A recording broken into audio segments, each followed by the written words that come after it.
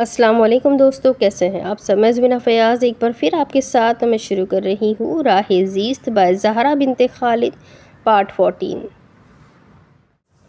ان کے ولیموں کو 2 روز گزر چکے تھے۔ قصر سلطان کے مکین امیمہ کو اپنے ساتھ کمفرٹیبل کر چکے تھے۔ وہ سب لاؤنج میں بیٹھے چائے اور کافی کے ساتھ موسمی سوغات کے لطف اندوز ہو رہے تھے۔ رات کے 9 بجے کا وقت تھا۔ ہر گزرتے دن اسلام آباد کی فضاؤں میں سردی کی شدت بڑھتی جا رہی تھی۔ ایسے میں وہ مسکراتے ہوئے باتیں کرنے میں مصروف تھے۔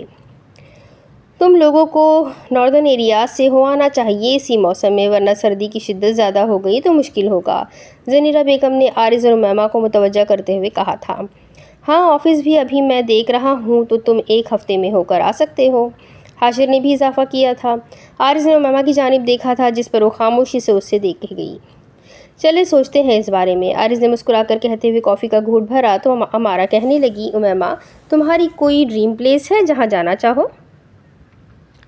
امارہ کے سوال پر وہ سر جھٹک کر مسکرا دی۔ میرے نزدیک پاکستان سے زیادہ خوبصورتی کہیں نہیں ہے، میں پاکستان کو ہی فی الحال ایکسپلور کرنا چاہتی ہوں۔ امیمہ کی بات پر حاشر سوچتے ہوئے کہنے لگا، ہنزا چلے جاؤ، بہت خوبصورت ہے۔ حاشر کے کہنے پر عارض چونکا تھا اور پھر امیمہ کی جانب دیکھنے لگا جو کندھے اچکا گئی کہ تمہاری مرضی، کل ہی نکل جائیں گے پھر۔ عارض نے بھی جیسے بدلہ لیا تھا، امیمہ گرم کپڑے جتنے ہو سکے اتنے رکھنا، سردی سے بچ کر رہنا ذرا، زنیرہ بیگم نے نرمی سے اسے سمجھایا تھا، جس پر وہ سر ہلا گئی تھی۔ کچھ دیر کی باتوں کے بعد سب اپنے اپنے کمروں میں چل دیے تھے۔ امیمہ کل ہم عصر کے قریب یہاں سے نکلیں گے تو آپ پیکنگ کر لیں ابھی ہی، یا چاہے تو صبح کر لیجیے گا۔ عارض فریش ہوتا ہوا سنگھار میز کے سامنے کھڑا ہو کر بولا تھا۔ وہ جو بستر سیٹ کر رہی تھی اسے ایک نظر دیکھ کر کہنے لگی، میرے پاس کپڑے تو ہیں سردیوں کے، لیکن مجھے لگتا ہے وہاں سردی کی شدت زیادہ ہوگی، جس کی مناسبت سے شاید وہ کپڑے ٹھیک نہ ہوں۔ امیمہ نے لب کترتے ہوئے بولا تھا۔ عارض نے شیشے میں نظر آتے اس کے عکس کو دیکھا تھا اور ایک نظر گھڑی پر وقت دیکھا تھا۔ رات کے 10 بجے کا وقت تھا۔ اس نے گاڑی کی چابی اٹھائی اور کہنے لگا، چلے پھر شاپنگ پر چلتے ہیں۔ امیمہ اس کے اچانک فیصلے پر ہنستی تھی۔ عارض ہم صبح بھی جا سکتے ہیں، شام میں نکلنا ہے، کل ہم ناشتے کے بعد چلے جائیں گے۔ عارض نے کچھ سوچتے ہوئے سر ہلا دیا، جیسا آپ کو مناسب لگے۔ اور یہی امیمہ کا دل پھر سے عارض کے لیے نرم پڑا تھا۔ وہ جیسے اس کی رائے کا احترام کرتا تھا، جیسے اس کے فیصلوں پر عمل کرتا تھا، وہ جیسے اسے سمجھاتا تھا۔ امیمہ دل ہی دل میں شکر ادا کر گئی تھی۔ عارض نے امیمہ کے ساتھ مل کر تھوڑی بہت ضروری سامان کی پیکنگ کی تھی اور باقی وہ کل شاپنگ کرنے والے تھے۔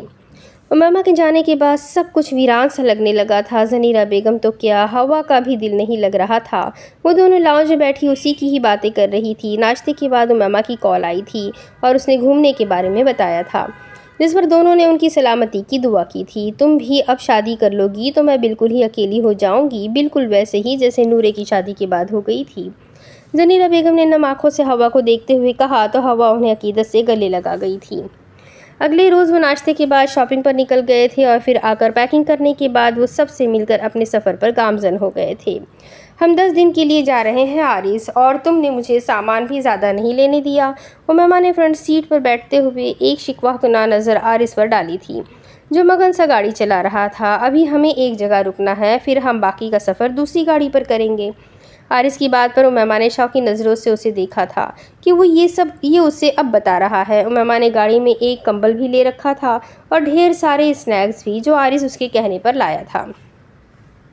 جا کدھر رہے ہیں؟ امیمہ نے حیرت سے استفسار کیا تھا۔ سرپرائز، عارض نے دبی دبی مسکراہٹ سے اسے دیکھتے ہوئے بولا۔ کچھ دیر بعد اس نے گاڑی ایک گھر میں داخل کرتے ہوئے اس کے پورچ میں لا کھڑی کی تھی۔ امیمہ گاڑی سے اتری تو انجان نظروں سے ادھر ادھر دیکھنے لگی تھی۔ کدھر لے آئے ہو مجھے؟ امیمہ نے حیرت سے دریافت کیا تھا، جس پر وہ ہنس دیا تھا۔ ریلیکس، میں اپنی ہی بیوی کو اغوا نہیں کروں گا۔ اس کی بات سن کر اس کے تنے ہوئے اعصاب ڈھیلے ہوئے تھے اور وہ مسکرا دی تھی۔ تبھی دروازہ کھولے سجل باہر آئی تھی۔ السلام علیکم، کیسی ہے لیلا مجنوں کی جوڑی؟ سجل نے اپنے مخصوص شرارتی لہجے میں کہا تھا۔ کچھ شرم کرو لڑکی، لیلا مجنوں مر گئے تھے، عارض نے اس کے سر پر ہلکی سی چپت رسید کرتے ہوئے بولا تھا۔ وہ آگے بڑھ کر امیمہ کے گلے لگی تھی اور پھر کہنے لگی، مرنا تو ہر ایک نے ہے۔ سجل کی بات پر عارض نے اس کے بال ہلکے سے کھینچے تھے۔ میری شادی کو ابھی 3 دن ہی ہوئے ہیں، ابھی مجھے جی لینے دو سجلے۔ عارض کی بات پر اس نے پوری طرح اپنے دانتوں کی نمائش کی تھی۔ اس کی حرکت پر وہ ہنس دیا تھا۔ کس اینگل سے لگتا ہے کہ تم شادی شدہ ہو؟ اس کے حیرت سے کہنے پر سجل نے اپنے منہ کا رخ پھیرا تھا۔ اس طرف سے ذرا دیکھیں، شاید یہاں سے لگتا ہو، سجل نے معصومے سے آنکھیں پٹپٹائے کہا تھا، جس پر امیمہ ہنس دی تھی۔ آپ باہر کیوں کھڑے ہیں؟ اندر آئے نا، سجل نے حیرت سے کہا تو وہ اسے گھور کر رہ گیا۔ شکر ہے تمہیں یاد آیا کہ ہم باہر کھڑے ہیں، عارض نے اسے تنگ کرنے کی غرض سے کہا تھا، اور پھر وہ دونوں اندر چل دیے تھے۔ اس کی شخصیت ہی ایسی تھی کہ اس کے آس پاس ہونے کی وجہ سے ہی چہرے پر مسکراہٹ آ جایا کرتی تھی۔ وہ ایسی ہی تھی، زندہ دل، شوق اور چنچل، زندگی سے بھرپور۔ عارض نے امیمہ کو سامان مزید کم کرنے کو بولا تھا اور کاندھے پر ڈالنے والا ایک سفری بیگ دیا تھا، جس میں وہ دونوں ہی ضرورت کا سامان ڈالنے والی تھی۔ امیمہ کی سمجھ سے بالاتر تھا کہ وہ کیا چاہ رہا ہے، اور پھر وہ سامان پیک کرنے کے بعد اسے باہر لے کر گیا تھا۔ اپنی گاڑی وہ سجل کی گیراج میں پارک کر چکا تھا، اور جب وہ باہر آئی تو ایک طرف ٹورنگ بائیک کھڑی تھی، بینلٹیئر کے 502X۔ بے اختیار امیمہ کے منہ سے اس بائیک کا نام نکلا تھا۔ وہ بے یقین سی بائیک کو دیکھنے لگی تھی، جو بالکل نئی لگ رہی تھی۔ سلور اور سیاہ رنگ کی امتزاج کی وہ ٹورنگ بائیک اپنے آپ میں ایک خاصیت رکھتی تھی۔ امیمہ کا دل کیا وہ اسے ایک بار چلا کر دیکھے۔ ہم اس پر جائیں گے؟ عارض کی بات پر وہ چونکی تھی۔ سچ میں؟ امیمہ نے بے یقین نظروں سے اسے دیکھا تھا۔ آپ بتائیں، گاڑی کے کمفرٹ زون میں سفر کرنا چاہیں گی یا پھر اپنے خواب کی تکمیل؟ عارض نے کہتے ہوئے ایک ہاتھ بائیک کی سیٹ پر رکھا تھا۔ امیمہ کی آنکھیں ایک لمحے کو نم ہوئی تھیں۔ یہ سچ ہے؟ امیمہ کو لگا وہ مذاق کر رہا ہے، کیونکہ اس ٹورنگ بائیک پر ناردرن ایریاز کی سیر کا وہ صرف خواب ہی دیکھ سکتی تھی۔ یہ بالکل سچ ہے۔ عارض نے مسکرا کر اسے دیکھا تھا۔ امیمہ نے آگے بڑھ کر اس کے ہاتھ تھامے تھے۔ مجھے اتنا مت بگاڑو۔ عارض نے اس کے ہاتھوں کو اپنے ہاتھوں میں تھاما تھا اور نرمی سے لبوں سے لگایا تھا۔ سدھر کر کیا کریں گی؟ عارض کی بات پر وہ ہنس دی تھی۔ گھر والے کبھی بھی مجھے آپ کے ساتھ بائیک پر سفر کرنے کی اجازت نہ دیتے، سو میں نے یہ بات راضی رکھی۔ یہ بات صرف برہان کو معلوم ہے، کیونکہ اس نے مجھے اتنی جلدی میں بائیک ارینج کر کے دی ہے۔ اس کے علاوہ سجل اور عاصم بھی جانتے ہیں۔ عارض نے بیک پیک کی زپ صحیح سے بند کی تھی۔ ہم برہان کے گھر بھی گاڑی رکھ سکتے تھے اپنی، پھر سجل کے گھر کیوں؟ امیمہ جیسے سمجھنا چاہ رہی تھی۔ حاشر بھائی کبھی کبھار برہان کی طرف چکر لگاتے ہیں تو میں رسک نہیں لینا چاہتا تھا۔ عارض کی بات پر اس نے سر ہلا دیا تھا۔ پھر وہ واپس اندر گئی تھی اور بلیک جینز کے ساتھ بلیک لیدر کی موٹی جیکٹ پہنے باہر آئی تھی۔ عارض نے بھی بلیک جینز کے ساتھ بلیک جیکٹ پہن رکھی تھی۔ وہ دونوں سجل اور عاصم سے مل کر اب نکل رہے تھے۔ عارض نے ایک ہیلمٹ اس کی جانب بڑھایا تھا اور ایک خود پہنا تھا۔ ہاتھوں پر وہ دستانے چڑھا چکا تھا، لیکن امیمہ نے دستانے پہننے سے انکار کر دیا تھا اور عارض کی جیکٹ کی جیبوں میں ہاتھ ڈال دیے تھے۔ عارض اس کی حرکت پر کھل کر مسکرایا تھا۔ امیمہ نے ایک سفری بیگ اپنے کاندھے پر پہن رکھا تھا۔ وہ اتنا کھلا تھا کہ دونوں کی ضرورت کا سامان اس میں آ سکتا تھا۔ پھر وہ دونوں اپنے سفر کا آغاز کر گئے تھے۔ 2 گھنٹے کے مسلسل سفر کے بعد وہ بھوربن کے ایک ہوٹل میں پہنچے تھے۔ انہوں نے مری کی بجائے بھوربن میں رات رکنے کا ارادہ کیا تھا۔ فریش ہو کر وہ دونوں بھوربن کی گلیوں میں گھومنے نکل آئے تھے۔ بھوربن مری سے تقریباً 11 کلومیٹر کے فاصلے پر تھا اور ہائیکنگ کے لحاظ سے بہترین مقام بھی تھا۔ وہ دونوں قدم سے قدم ملاتے ہوئے ایک پہاڑ پر چڑھ رہے تھے۔ راستہ پتھریلا تھا اور سردی میں اضافہ ہو چکا تھا۔ مغرب ہوئے ابھی کچھ ہی وقت گزرا تھا۔ عارض، امیمہ نے بھولے تنفس کے ساتھ اسے بلایا تھا۔ جی امیمہ۔ وہ اسے تھام کر ایک پتھر پر بٹھا گیا تھا۔ واپس چلتے ہیں، بھوک لگی ہے۔ امیمہ کی بات پر مسکرا کر سر ہلا گیا۔ چلتے ہیں، لیکن رک جاؤ تھوڑی دیر یہیں۔ امیمہ نے اسے پکڑ کر اپنے ساتھ پتھر پر بٹھایا تھا۔ وہ ایک غیر آبادی والا علاقہ تھا۔ سورج غروب ہوتے ہی لوگ پہاڑوں کے دامن کو ویران کر دیتے تھے۔ سردی ہے ادھر، عارض نے ہاتھوں کو آپس میں رگڑتے ہوئے بولا تھا۔ سکون بھی ہے؟ امیمہ نے چاروں طرف نگاہیں دوڑائی تھی۔ وہاں سے پورے شہر کا منظر واضح تھا۔ وہ ایک اونچی چوٹی پر بیٹھے تھے۔ وہ اس کی بات پر خاموش ہو گیا، پھر کچھ سوچتے ہوئے بولا، ایک بات پوچھوں؟ عارض نے جوگر سے زمین مسلتے ہوئے اسے مخاطب کیا تھا، جو سکون سے بیٹھی شہر کا منظر دیکھ رہی تھی۔ ہاں پوچھو، اس نے کہتے ہوئے سر اس کی طرف گھمایا تھا۔ آپ اپنے بابا کو معاف نہیں کر سکتی؟ عارض نے نگاہیں اس سے ملاتے ہوئے بولا تو وہ اندھیرے میں اس کی آنکھوں کا رنگ نہ دیکھ سکی۔ چلو کھانا کھاتے ہیں، بھوک لگی ہے مجھے۔ امیمہ نے اس کے سوال کو یکسر نظر انداز کر دیا تھا۔ عارض چاہتا تھا کہ وہ اسے بتائے کہ وہ کیوں اعتبار نہیں کرتی، لیکن وہ خود سے کریدنا بھی نہیں چاہتا تھا۔ اپنی مرضی سے بتائے تو وہ سنے گا، لیکن شرط یہ تھی کہ وہ اپنی مرضی سے بتائے۔ پھر وہ دونوں اچھی سی جگہ سے کھانا کھانے کے بعد ہاتھوں میں کافی کے کپ تھامے اب سڑکوں پر چل رہے تھے۔ رات کا نہ جانے کون سا پہر تھا اور عارض اسے اپنے بچپن کے قصے سناتا ہوا بار بار ہنسنے پر مجبور کر رہا تھا۔ ایک سنہری شام بتانے کے بعد وہ واپس ہوٹل آ کر آرام کرنے کی غرض سے لیٹ گئے تھے۔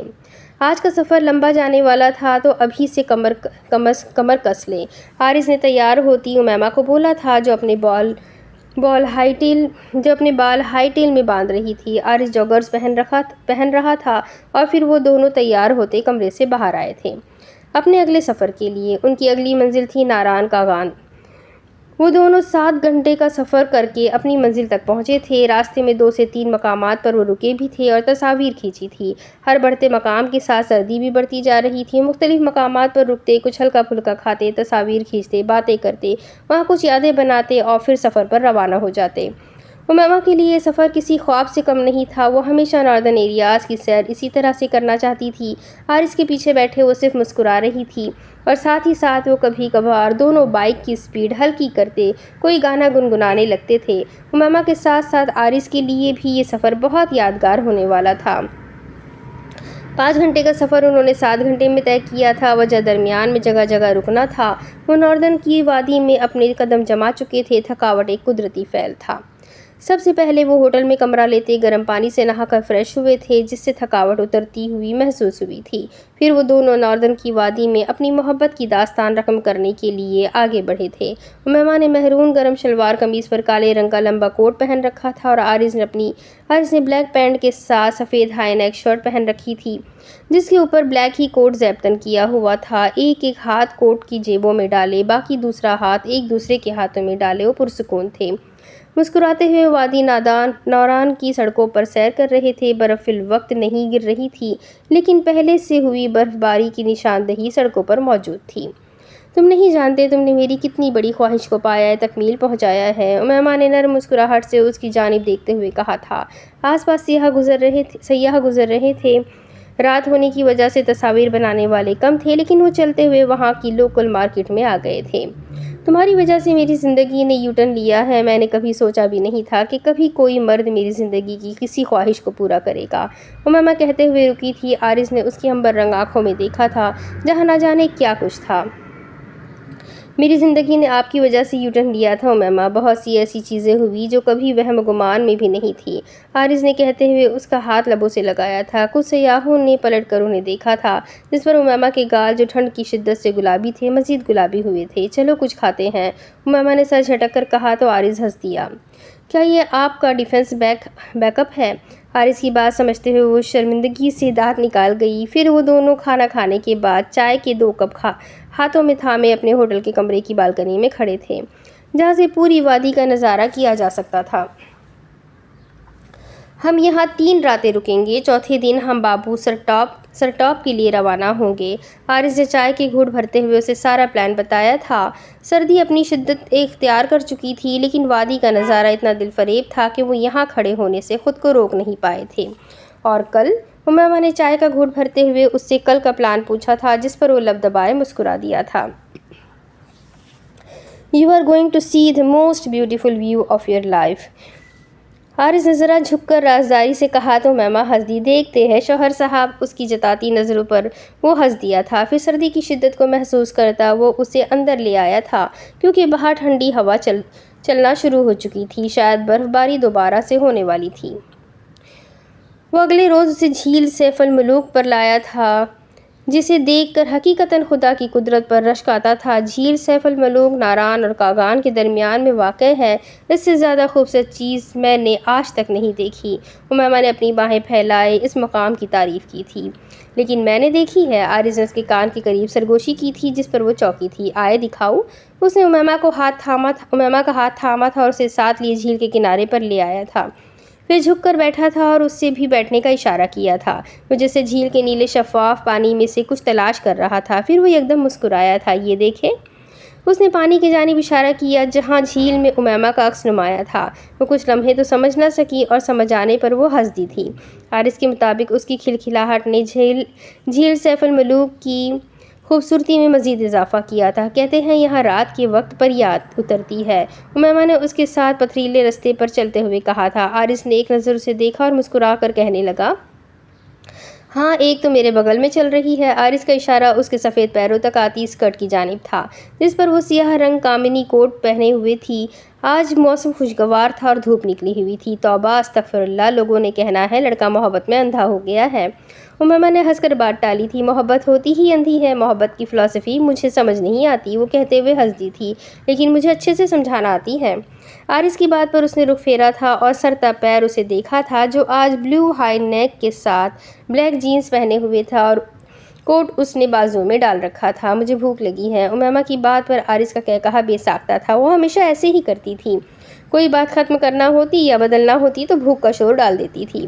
وہاں ایک اچھا وقت گزارنے کے بعد وہ بہت سے اور سیاحی مقامات پر بھی گئے تھے۔ 2 دن مزید وہ وادی ناران کی گلیوں میں آوارہ ہوتے ہوئے تھے اور ہر سیاحی مقام کی سیر کی تھی، ڈھیر ساری چیزیں خریدی تھی اور جتنا ہو سکا اتنا اسٹریٹ فوڈ کھایا تھا۔ عارض اسٹریٹ فوڈ کا اتنا شوقین نہیں تھا، لیکن وہ چپ چاپ امیمہ کے ساتھ ہر وہ کام کر رہا تھا جو امیمہ کو پسند تھا۔ عارض کی چھوٹی چھوٹی حرکات پر امیمہ دھیرے سے مسکرا دیتی تھی اور اس کی ہر چھوٹی حرکات پر امیمہ کے دل میں اس کے لیے جگہ وسیع ہوتی جا رہی تھی۔ وہ تیار ہو کر نیچے آئے تھے۔ ان کا اگلا مقام آج بابو سر ٹاپ تھا، جو یہاں سے 2 گھنٹے کی مسافت پر تھا۔ بابو سر ٹاپ کا رستہ خطرناک بھی تھا اور ایڈونچر سے بھرپور بھی۔ آج بائیک میں چلاؤں گی اور تم میرے پیچھے بیٹھو گے۔ امیمہ ایک نئی ضد کے ساتھ اس کے سامنے پیش ہوئی تھی۔ وہ ضدی نہیں تھی، لیکن اب عارض پر مان تھا کہ وہ اسے منا لے گا تو وہ اس سے ضد کر سکتی تھی۔ محترمہ، خودکشی تو ویسے ہی حرام ہے، لیکن آپ ساتھ ہی ساتھ ایک قتل بھی کرنا چاہتی ہیں۔ عارض کی بات پر وہ غصے سے ناک پھلاتی، ہیلمٹ اس کے ہاتھ میں پٹکتی اپنا ہیلمٹ پہننے لگی تھی۔ راستہ واقعی پتھریلا تھا اور خطرناک بھی، اس کے ساتھ ساتھ آج برف باری کی بھی پیش گوئی تھی۔ ان کی کوشش تھی کہ رستے بند ہونے سے پہلے وہ وہاں پہنچ جائے۔ عارض دھیان سے۔ امیمہ اس کی ڈرفٹ کرنے پر چیخی تھی، بیگم ذرا سنبھل کر بیٹھیں۔ عارض کی مسکراہٹ سے بھرپور آواز پر اس کا دل کیا وہ اس کا گلا دبا دے، کیونکہ یہ واحد رستہ تھا جس پر اسے ڈر لگ رہا تھا۔ کئی اموات کی وہ کہانیاں سن چکی تھی، تو بس دل میں ڈر بیٹھا ہوا تھا۔ اچھا، تو میں اب سمجھی تمہارا پلان، تم مجھے یہاں کل اتنی گندی ڈرائیونگ کر کے مارنے کا ارادہ رکھتے ہو؟ امیمہ نے انتہائی حیرت سے کہا تھا تو عارض ہنس دیا تھا۔ ویسے میں تو آپ کو بابو سر ٹاپ پر پہنچ کر وہاں سے دھکا دینے کا سوچ رہا تھا، لیکن یہ آئیڈیا بھی اچھا ہے۔ عارض کی بات پر امیمہ نے اس کی کمر پر مکہ جڑا تھا جس پر وہ کر رہا اٹھا تھا۔ وہ دونوں بائک پر بیٹھے بھی نوک جھوک میں مصروف تھے۔ عارض کا مقصد راستے سے اس کا دھیان ہٹانا تھا، جس میں وہ کامیاب ہو چکا تھا۔ بابو سر ٹاپ پر پہنچنے کی دیر تھی کہ برف باری شروع ہو چکی تھی۔ وہ تازہ گرتی برف میں وہاں پہنچے تھے اور بائک ایک طرف روکتے اب پیدل چلتے ہوئے ایک پہاڑ کی چوٹی پر چڑھ رہے تھے۔ وہاں کھڑے ہو کر نظر آنے والا نظارہ ایمان شکن تھا۔ پہاڑوں پر گرتی نرم گداز برف اور پہلے سے موجود برف کی تہیں، ان کے درمیان بہتی ندی کا پانی، ہر طرف صرف خوبصورتی تھی۔ وہ روح تک کو خوش کر دینے والا منظر تھا۔ امیمہ ایک چوٹی پر اترتی پہاڑ کے دامن میں آئی تھی اور پھر برف کے گولے بنا کر عارض پر پھینکنے لگی تھی۔ عارض کے لیے حملہ اچانک تھا تو وہ بھی اچھلتا ہوا برف کا گولا بنائے اس کی جانب پھینک گیا تھا۔ دیکھتے ہی دیکھتے ان کے درمیان اسنو فائٹ شروع ہو چکی تھی۔ باقی سیاح بھی اپنی اپنی تصاویر اور ویڈیوز میں مصروف تھے، لیکن عارض اور امیمہ اس لمحے کو کھل کر جی رہے تھے۔ پھر وہ تھک کر ہنستے ہوئے وہیں برف پر ڈھہ گئے تھے۔ میں جیت گئی ویسے، امیمہ نے ہنس کر کہا تھا اور اپنے ساتھ برف میں لیٹے عارض کو دیکھا تھا، جو گہرے سانس بھر رہا تھا۔ میں ساری زندگی آپ سے ہارنے کے لیے تیار ہوں، عارض نے گہرے سانس لیتے ہوئے کہا تھا تو امیمہ اس کی بادامی آنکھوں میں چھپی سچائی دیکھنے لگی تھی۔ چلیں زپ لائن پر چلیں۔ عارض کی بات پر امیمہ ایک دم خوشی سے اٹھی تھی۔ سچ؟ آپ کو ہر چیز افسانوی کیوں لگتی ہے؟ عارض نے ہاتھ بڑھا کر اس کے چہرے سے بال پیچھے کیے تھے۔ وہ آسودہ سا مسکرا دی تھی۔ جب ہر کوئی دل پر بوجھ ڈالنے والا ملا ہو زندگی میں، اور پھر کوئی دل کی بات بغیر کہے جان لینے والا ملے، تو جیسے افسانوی ہی لگتی ہے۔ اس نے ایک آسودہ مسکراہٹ سے اس کی بادامی آنکھوں میں دیکھا تھا۔ امیمہ کی عنبر رنگ آنکھوں میں دیکھتے ہوئے اسے آج احساس ہو رہا تھا کہ وہ اس لڑکی کے لیے کچھ بھی کرنے کو تیار تھا۔ وہ سامنے بیٹھی اپنی بیوی کے لیے دنیا بھی اس کے قدموں میں لا کر رکھنے کو تیار تھا۔ اس نے آگے بڑھ کر اس کے ماتھے پر ایک بوسہ دیا تھا۔ آسمان سے گرتی برف اس ماحول میں خوبصورتی کے ساتھ ساتھ خوشگواری کے احساسات بھی بھر رہی تھی، اور اسی لمحے شاید امیمہ کو محسوس ہوا کہ وہ عارض کو صرف پسند نہیں کرتی، بات آگے بڑھ چکی ہے، شاید کافی آگے۔ وہ اس کا شوہر تھا جو اسے خوش رکھنے کی ہر کوشش کر رہا تھا۔ وہ اس کا اعتبار حاصل کرنے کی تگ و دو میں تھا۔ چلے اٹھے۔ وہ خود اٹھتا ہوا ایک محبت بھری نظر اس پر ڈال کر اپنا ہاتھ بڑھا چکا تھا اور امیمہ نے اس کے ہاتھ پر ہاتھ دھرتے ہوئے یہ بات قبول کی کہ اسے اب اس ہاتھ کی ہر جگہ ضرورت ہے۔ پھر ان دونوں نے زپ لائن کے ذریعے اس مقام کی خوبصورتی کو اپنے اندر اتارا تھا۔ پکوڑے اور چائے اپنے سفر کا حصہ سمجھتے ہوئے وہ کھا گئے تھے اور پھر وہیں آس پاس ہی کوئی ہوٹل دیکھ کر آج کی رات وہاں قیام کیا تھا۔ اگلے روز 5 گھنٹے کی مسافت طے کرنے کے بعد وہ گلگت پہنچے تھے۔ وہاں 2 دن رہ کر وہ کھانے اور سیاحت کے لحاظ سے بہترین سیاحی مقامات کی سیر کر چکے تھے۔ پھر 2 دن بعد وہ اپنی آخری منزل ہنزا کے سفر کے لیے روانہ ہو چکے تھے۔ وہ سفر سب سے زیادہ دل فریب گزارا تھا۔ ہنزا کی خوبصورتی خوش کر دینے والی تھی۔ برفباری نے ہر چیز پر ایک سفید چادر اوڑھ رکھی تھی جس سے ہر چیز کی خوبصورتی دوبالا ہو گئی تھی۔ وہ دونوں ہنزا میں موجود مشہور عتابہ جھیل سے واپس آ رہے تھے۔ ہوٹل تک کا فاصلہ انہوں نے پیدل طے کرنے کا فیصلہ کیا تھا۔ اب وہ سیاحوں سے مصروف سڑک پر چلتے ہوئے باتیں کر رہے تھے۔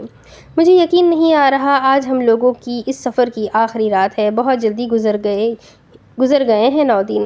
امیمہ نے کچھ افسردگی سے بولا تھا۔ عارض اس کی بات سن کر مسکرا دیا۔ آپ کو مزہ آیا؟ پوچھنے والی بات ہے۔ امیمہ کے کہنے پر وہ ہنس دیا تھا۔ کہتے ہیں سفر کیسا ہو اس سے فرق نہیں پڑتا، ہم سفر کیسا ہے فرق اس سے پڑتا ہے۔ عارض کی بات پر وہ مسکرا دی تھی۔ And I got the best one. Umaima کے الفاظ پر وہ خوشی سے مڑا تھا۔ میں بیسٹ نہیں ہوں لیکن کوشش ضرور کروں گا۔ عارض نے بالوں میں ہاتھ پھیرتے ہوئے کہا تو امیمہ اس کے انداز پر کھلے دل سے مسکرا دی تھی۔ پھر وہ ہوٹل لا کر چائے کے 2 کپ منگواتے بالکنی میں آ گئے تھے اور وادی کا نظارہ کرنے لگے تھے۔ جب وہ کچھ دیر کی خاموشی کے بعد بولی تو فضا میں پھیلا سکوت ٹوٹا تھا۔ میں بہت چھوٹی تھی جب نور ماما اپنا گھر چھوڑ کر نانو کے پاس آئی تھی۔ میں سب سمجھنے کی صلاحیت نہیں رکھتی تھی۔ مجھے اپنے بابا سے بہت پیار تھا۔ ہر بیٹی کی طرح میرا باپ بھی میرے نزدیک پرفیکٹ تھا۔ اور یہ کہتے ہوئے امیمہ کا گلا رند گیا تھا۔ آنکھوں میں نمی تیرنے لگی تھی۔ لیکن شاید بابا کو ہم پسند نہیں تھے۔ میں نے بابا کو ہمیشہ ماں پر چلاتے سنا تھا۔ عارض نے اس کے ہاتھ پر اپنا ہاتھ رکھ کر اسے اپنے ہونے کا احساس دلایا تھا۔ وہ چائے کے کپ پاس پڑے ٹیبل پر رکھ گیا تھا۔ بابا ہمیشہ مجھ پر اور ہوا پر چلاتے تھے، ہمیں مارا بھی کرتے تھے، لیکن مجھے ان سے نفرت نہیں تھی۔ امیمہ کی آنکھ سے ایک آنسو بہا تھا۔ عارض نے اس بار وہ صاف نہیں کیا تھا۔ آج اسے امیمہ کو صرف سننا تھا۔ جس روز انہوں نے ماما پر ہاتھ اٹھایا تھا اس روز وہ میرے دل میں ایک برے شخص کے نام سے چسپاں ہو گئے تھے۔ ماما اور بابا کی پسند کی شادی تھی لیکن بابا نے نور ماما کو چھوڑ دیا، صرف ان کی بیماری کی وجہ سے یا شاید بیٹیاں ہونے کی وجہ سے۔ امیمہ مسلسل رو رہی تھی۔ عارض اس کا ہاتھ دباتا اسے حوصلہ دے رہا تھا۔ جب نور ماما کی ڈیتھ ہو گئی تو میری اسکول پیرنٹ ٹیچر میٹنگ پر ہمیشہ نانو جایا کرتی تھی۔ سب مجھ سے پوچھتے تھے کہ میرا باپ کدھر ہے۔ میں ان کو کیا جواب دیتی کہ وہ ہمیں بیٹی ماننے سے انکار کرتا ہوا ہمیں چھوڑ کر چلے گئے ہیں۔ امیمہ نے روتے ہوئے اس کے سینے پر سر ٹکا دیا تھا۔ وہ بالکل ایک چھوٹی سہمی ہوئی بچی لگ رہی تھی جو لوگوں کے سوالوں سے ڈرتی تھی۔ میں ان سے نفرت کرنے لگی تھی۔ لیکن پھر نور ماں کی ڈائری پڑھ کے مجھے ان پر ترس آنے لگا۔ مجھے ڈر لگتا تھا اعتبار کرنے سے۔ جب میں کسی پر اعتبار کرنے لگتی تھی مجھے نور ماں کی ڈائری میں لکھے الفاظ کی اذیت یاد آ جاتی تھی۔ میں نہیں کر پاتی تھی کسی پر اعتبار۔ امیمہ پھوٹ پھوٹ کر رو رہی تھی۔ وہ اپنی ہر انسیکیورٹی اس کے سامنے پیش کر رہی تھی۔ اسے وہ بتا رہی تھی جو وہ کبھی کسی کو نہیں بتا سکتی تھی، وہ جس کے بارے میں بات تو دور سوچ کر اسے اذیت ہوتی تھی۔ مجھے ہر مرد ایک سا لگنے لگا تھا۔ کیا ہوا اگر میں کسی سے محبت کر لیتی اور وہ بھی شایان ملک جیسا نکلتا؟ امیمہ نے سر اٹھا کر اسے دیکھا تھا جو اسے اپنی بازوؤں کے گھیرے میں لیے کھڑا تھا، اسے محسوس کروا رہا تھا۔ میں اعتبار کرنے سے ڈرتی گئی اور نہ جانے کب اس مقام تک پہنچی کہ مردوں سے دور بھاگتے بھاگتے ان سے نفرت کرنے لگ گئی۔ امیمہ نے اپنا سر اٹھایا تھا اور نم سانس ہوا کے سپرد کی تھی، پھر اسے ہر وہ بات بتائی تھی جو بچپن سے اس کے دل میں دبی تھی۔ وہ خاموشی سے اسے سنتا گیا، اپنے بازوؤں کے حلقے میں رکھے اسے محسوس کرواتے ہوئے۔ وہ نہ جانے کتنی دیر وہاں کھڑا رہا تھا۔ کبھی کبھار ہمیں نصیحت کرنے والا نہیں چاہیے ہوتا، ہمیں صرف سننے والا چاہیے ہوتا ہے۔ وہ روتے روتے اس کے کاندھے پر سر رکھے نہ جانے کس پہر نیند کی وادیوں میں کھو گئی تھی۔ شاید دل کا بوجھ ہلکا ہوا تھا تو وہ اچھا محسوس کر رہی تھی۔ وہ پھر ایک گہری پرسکون نیند سوئی تھی۔ میرے کاندھے پر سر رکھو، خسارے بانٹ لیتے ہیں۔ صبح جب وہ اٹھی تو آنکھیں سوجی ہوئی محسوس ہوئی تھی۔ وہ بستر پر نظر ڈالتی اٹھ بیٹھی تھی۔ عارض پہلے سے اٹھا ہوا تھا اور واش روم سے پانی گرنے کی آواز آ رہی تھی۔ وہ بھی اٹھ کر تیار ہوئی تھی۔ آج ان کی واپسی تھی اور ان کا ارادہ اب سیدھا اسلام آباد جانے کا تھا۔ وہ رات میں ہوئے واقعے کو یاد کرتے اب عارض کے تاثرات جاننا چاہتی تھی، لیکن عارض پہلے سے بھی زیادہ محبت سے اس سے پیش آ رہا تھا۔ وہ بیگ کاندھوں پر اٹھائے آگے چل رہا تھا اور امیمہ ارد گرد دیکھتی ہوئی اس کے پیچھے پیچھے چل رہی تھی۔ وہ ناشتہ کرنے کے بعد اب سفر کا آغاز کرنے والے تھے۔ آپ واقعی اتنا لمبا سفر کر لیں گی؟ جہاں لگے کہ تھک گئی ہیں مجھے بتا دیجیے گا۔ عارض کی بات پر وہ ہیلمٹ سر پر پہنتی سر ہلا گئی تھی۔ سفر کا راستہ اتنا خوبصورت ہو تو وہ کیسے تھکے گی؟ سفر 12 سے 13 گھنٹے کا تھا۔ وہ بہت سے مقامات پر رکے بھی تھے، لیکن امیمہ کو بخار سا محسوس ہونے لگا تھا۔ شاید رات دیر تک سردی میں کھڑے رہنے کا نتیجہ تھا یا نہ جانے کیا، لیکن وہ مکمل طور پر خود پر کنٹرول کر رہی تھی۔ جب عارض نے ایبٹ آباد کے مقام پر گاڑی روکی تھی، ایبٹ آباد بھی اپنے اندر خوبصورتی کی مثال تھا۔ عارض نے امیمہ کو کچھ تھکا تھکا سا محسوس کیا تو پوچھے بغیر نہ رہ سکا، کیا آپ ٹھیک ہیں؟ عارض نے پریشانی سے اس کے چہرے کو چھوا تھا جو بخار کی شدت سے تپ رہا تھا۔ وہ فوراً پریشان ہوا تھا۔ آپ کو مجھے بتانا چاہیے تھا۔ عارض نے بے بسی سے اسے دیکھا تھا۔ میں ٹھیک ہوں، 2 گھنٹے کا راستہ رہتا ہے، چلو چلتے ہیں۔ 2 گھنٹے تو کیا میں آپ کو 2 سیکنڈ مزید سفر نہ کرنے دوں؟ عارض نے اسے گھورا تھا اور پھر ایک ہوٹل میں کمرہ بک کرواتا اسے روم میں چھوڑ کر خود کھانا اور دوائی لینے چلا گیا تھا۔ ہاں برہان، کل تم ایبٹ آباد آ سکتے ہو میری گاڑی لے کر؟ عارض فون کان پر لگائے جیب سے پیسے نکالتا دکاندار کی جانب بڑھا رہا تھا۔ امیمہ کو کافی تیز بخار ہے، میں مزید انہیں بائک پر سفر نہیں کروانا چاہتا۔ تم وہاں سے میری گاڑی پر آ جاؤ اور واپسی بائک پر چلے جانا، ویسے بھی تمہارا شوق ہے۔ عارض کی آفر برہان خوش دلی سے قبول کر چکا تھا۔ عارض کھانا اور دوا لے کر ہوٹل آ گیا تھا اور گھر پر بھی آنے کی اطلاع دے دی تھی۔ اس نے اسے کھانا کھلا کر دوا دی اور آرام کرنے کو بول دیا تھا۔ خود وہ بے چینی کے عالم میں رات سو نہیں پایا تھا۔ امیمہ کا بخار دوا کے اثر ہوتے ہی اترنا شروع ہو گیا تھا۔ وہ ایک موسمی بخار تھا جو موسم کی تبدیلی کے باعث ہو گیا تھا۔ اگلے روز وہ برہان کے آتے ہی واپسی کے لیے روانہ ہو گئے تھے۔ عارض نے ناشتے کے بعد بھی اسے دوا دے دی تھی، جس کے باعث وہ پورا راستہ سوتے ہوئے آئی تھی۔ وہ گھر پہنچنے کے وقت تک کافی حد تک بہتر محسوس کر رہی تھی۔ اب اس کے آگے کی کہانی میں آپ کو اگلی قسط میں سناتی ہوں کہ آگے کیا ہوگا۔ یہ جاننے کے لیے میرے ساتھ بنے رہیں۔ چینل کو سبسکرائب کر لیں، بیل آئیکن کو ضرور دبا دیں، ویڈیو کو لائک کر دیں، اپنے کانٹیکٹس میں ناول کو ضرور شیئر کریں۔ تو ملتے ہیں اگلے ویڈیو میں، تب تک کے لیے اپنا خوب سارا خیال رکھیں، مجھے بھی دعاؤں میں یاد رکھیں۔ اللہ حافظ۔